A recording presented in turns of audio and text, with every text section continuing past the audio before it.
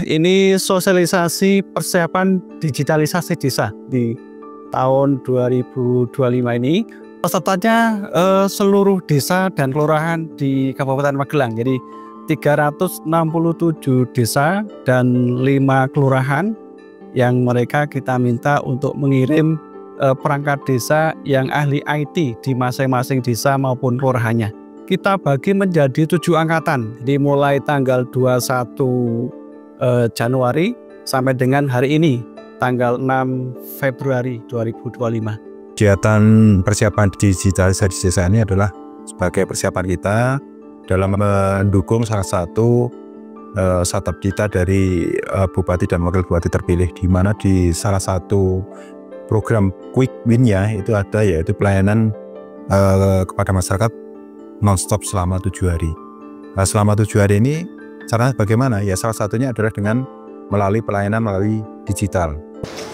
Mau tidak mau, suka tidak suka, digitalisasi harus dilaksanakan untuk mempermudah layanan dan memangkas birokrasi yang berkepanjangan. Poin-poin yang kita sampaikan pada sosialisasi ini, yang pertama yaitu terkait dengan persiapan digitalisasi desa itu.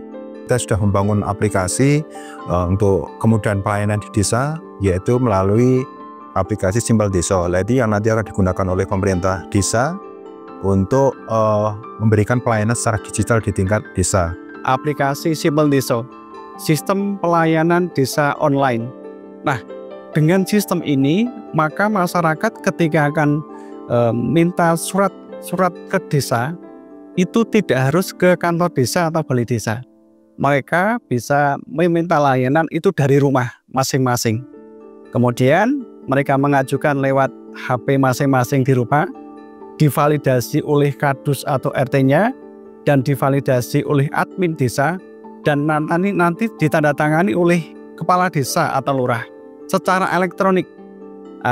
Nanti tanda tangan elektroniknya kita fasilitasi oleh Diskominfo ke Badan Siber dan Sandi Negara, sehingga dengan layanan itu akan lebih cepat, jadi lebih murah, transparan, dan bertanggung jawab. Kepala desa atau lurah dapat memberikan layanan kepada masyarakatnya itu tidak terbatas ruang dan waktu. Aplikasi kita develop sendiri, jadi programmer dari Diskominfo mendevelop Simpel Desa itu secara mandiri, jadi tidak melalui vendor atau pihak ketiga. Jadi secara teknis insya Allah ini lebih aman. Terus yang kedua, kita juga berikan pemahaman terkait dengan pengelolaan website desa, yaitu untuk ini sebagai sarana untuk branding, untuk sarana menyampaikan informasi kepada masyarakat oleh pemerintah desa. Website ini nanti kita juga telah menghadirkan dari bagian hukum Seda, agar produk-produk hukum desa ini bisa diupload, dimasukkan di website desa, sehingga masyarakat ini bisa mengetahui produk-produk hukum yang dihasilkan oleh desa. Dan juga terkait dengan keamanan data kita juga sampaikan, terkait dengan jaringan dokumentasi hukum yang ada di tingkat desa juga kita sampaikan. Dengan materi ini diharapkan mereka menjadi melek literasi digitalnya, khususnya di keamanan informasi.